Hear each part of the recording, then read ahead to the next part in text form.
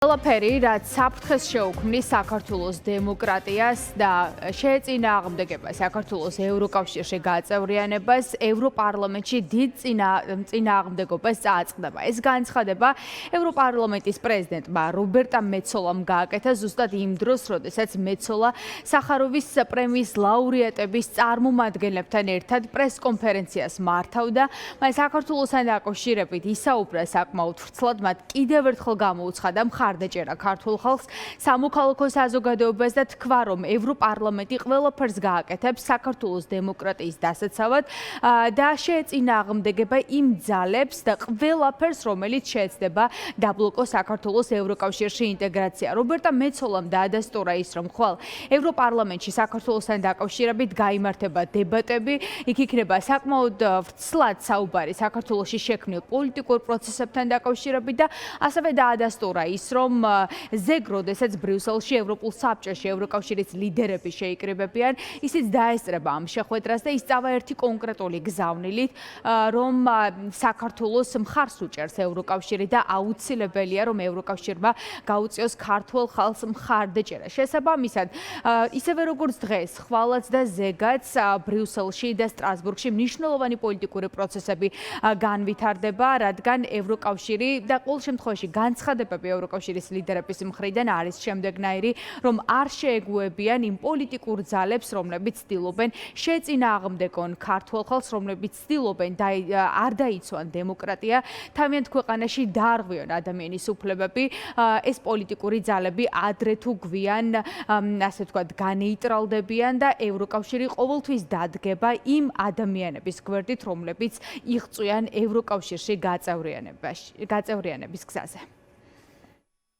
I think the scenes of the European Union flags in the squares of Tbilisi will stay with us. ეს არის გზავნილი, რომელიც გვიბიძგებს ჩვენ იმისკენ, რომ ზურგი არ შევაქციოთ. სწორედ ეს არის ის, რასაც გთხოვენ საქართველოს სამოქალაქო საზოგადოებისა და ორგანიზაციების წარმომადგენლები, რომლებმაც მოგმართეს და გვითხრეს. გთხოვთ, ჩვენ გვსურს ევროკავშირის ნაწილი ვიყოთ, თვალი არ აგვარიდოთ. ასე რომ ყველაფერი, რაც საფრთხეს შეუქმნის დემოკრატიის საფუძველს, ასევე საქართველოს ევროკავშირში გაწევრიანებას, ამ პარლამენტში ძლიერ წინააღმდეგობას წააწყდება და ამაში შეგიძლიათ დარწმუნებული იყოთ. ჩვენ ვდგავართ იმ ქართველი ხალხის გვერდით, რომლებიც მომავალს ევროკავშირში ხედავენ. ხვალ და ზეგ ევროპულ საბჭოს ვესწრები და ეს არის გზავნილი, რომელიც თან მიმაქვს. ჩვენ ვეძებთ სტრატეგიულ ავტონომიას, რომელიც ევროკავშირს სჭირდება ძლიერი კონტინენტისთვის, მათ შორის მის სამეზობლოში და იმ ქვეყნების გაწევრიანების კუთხით, რომლებსაც სურთ გაწევრიანება. მედიის თავისუფლებასა და დაცვასთან დაკავშირებით ევროპარლამენტი მტკიცია.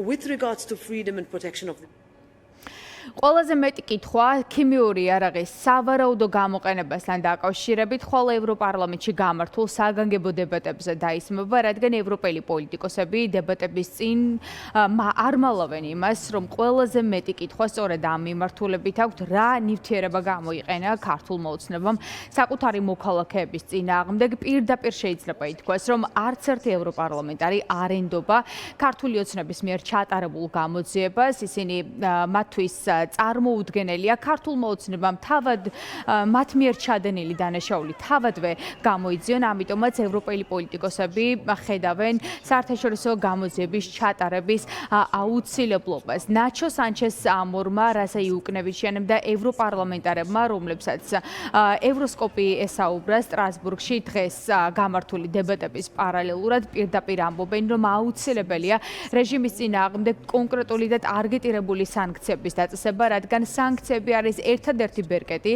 და ყველაზე მძლავრი ბერკეტი, რომელიც ევროკავშირის ხელშია, რათა შეაჩერონ რეჟიმი, რომელიც არ ერიდება მათ შორის აკრძალული და უცნობი ნივთიერების გამოყენებას მშვიდობიანი დემონსტრანტების წინააღმდეგ. ბუნებრივია, ასეთი რეჟიმების მიმართ ევროკავშირს ნდობა არ აქვს და ამიტომაც ევროპარლამენტარები ამბობენ, რომ ყველა კითხვას პასუხი უნდა გაეცეს საერთაშორისო გამოძიების მიერ. For sure tomorrow we are talking in the parliament. ამ საკითხზე ხვალ ევროპარლამენტში ვაპირებთ ვისაუბროთ. ეს არის BBC. ეს არ არის რიგითი ტელევიზია, რომელიც აქტივიზმს ეწევა. ის ძალიან ცნობილი მედია საშუალებაა, რომელმაც ჩაატარა საკმაოდ ღრმა გამოძიება. აშკარა რომ ყველაფერი მიუთითებს კამიტის გამოყენებაზე. ყალბი გამოძიება ხელისუფლების მაღალჩინოსნების მხრიდან არ არის რეალური გამოძიება და ეს მიუთითებს იმაზე, რომ სავარაუდოდ მათ ეს გამოიყენეს. რადგან თუ ეს ასე არ არის, ძალიან მარტივია. აწარმოონ რეალური გამოძიება სამედიცინო დაკვირვებებით იმ ადამიანებზე, რომლებიც დაშავდნენ. თუ მათ გადაწყვიტეს, რომ გამოძიება ასე აწარმოონ, არ გამოკითხონ და შეისწავლონ დაშავებულები, მაშინ ეს ყველაფერი მიუთითებს, რომ ეს ნივთიერება რეალურად გამოიყენეს და ეს არის კიდევ ერთი დონე რეპრესიებისა. რადგან საქმე არ ეხება მხოლოდ ადამიანების დაკავებას სულელური ბრალდებებით და გზის გადაკეტვის გამო. ეს არის წმინდა აგრესია და ეს სრულიად ცდება ნებისმიერ კანონს. ეს არის მკაფიო დანაშაული, რომელიც უნდა გამოიძიოს სასამართლომ, თუ რეალური სასამართლო საერთოდ არის დარჩენილი. ჩვენ უნდა ვიმოქმედოთ პოლიტიკურად. ჩვენ ვხედავთ არაავტორიზებული იარაღის გამოყენებას.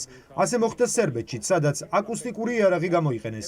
ახლა კი ეს მოხდა საქართველოში, როცა მსოფლიოში, სადაც არ უნდა იყოს, ავტოკრატი ლიდერები იკრიბებიან, როგორც ჩანს, ისინი ასეთ საზიზღარ რაღაცებს უზიარებენ ერთმანეთს და თქვენი ქვეყნის პრემიერის დასწრება თითქმის ყველა ავტორიტარ მმართველთან ამ სამიტზე იყო კარგი სემინარი, როგორ უნდა დაარღვიო ადამიანის უფლებები. ჩვენ გვინდა სანქციები. სანქციები დაგვეხმარება ხელისუფლების მაღალჩინოსნების ქმედებების შეცვლაში. დებატების დროს ევროკომისარი ქიმიური იარაღის გამოყენებაზე გაამახვილებს ყურადღებას.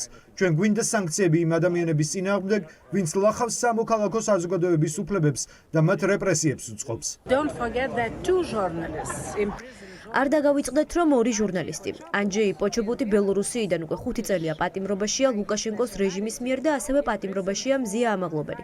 დღეს ორივე მათგანი სახაროვის პრემიით დაჯილდოვდა. ისინი იბრძვიან თავისუფლებისთვის, დემოკრატიისთვის და ერთი და იმავე ბოროტების წინააღმდეგ, რომლის საფუძველიც კრემლშია. ეს ადამიანები ბელორუსიის და საქართველოს სიმბოლოს წარმოადგენენ. ჩვენ ამ ჟესტით გსურს ხალხს მივცეთ იმედი, ვიდრე გვიანი არ არის. სახაროვის პრემია არის მესიჯი სხვა ქვეყნებისთვისაც, რადგან დეზინფორმაციის და ტყუილების გამოჩვენი დემოკრატიები არის ეგზისტენციალური კრიზისის წინაშე. ხვალ ევროპარლამენტში სტრასბურგში მნიშვნელოვანი პროცესები განვითარდება. თბილისის დროის საღამოს საათებში გაიმართება საკმაოდ კრიტიკული დებატები და შეიძლება ითქვას, თუ ევროპარლამენტარების განცხადებებსაც გავითვალისწინებთ, შეიძლება ითქვას, რომ ეს იქნება ერთ-ერთი ყველაზე მწვავე დებატები, რომელიც გაიმართება საქართველოსთან დაკავშირებით. ევროდეპუტატები მოითხოვენ პოლიტპატიმრების გათავისუფლებას, საერთაშორისო გამოძიების ჩატარებას, ქიმიური იარაღის სავარაუდო გამოყენებასთან დაკავშირებით და ასევე რეპრესიების შეჩერებას. მთავარი მოთხოვნა კი ბუნებრივია ქართული ოცნების მისამართით იქნება ის, რომ ჩაატაროს ახალი თავისუფალი და სამართლიანი არჩევნები, რომელსაც ექნება ნდობა როგორც ქვეყნის შიგნით, ასევე ქვეყნის გარეთ და რომ ხელისუფლებამ გაითვალისწინოს ქართველი ხალხის ინტერესი, რაც არის ევროკავშირში გაწევრიანება და დაუბრუნდნენ ევროინტეგრაციის პროცესს.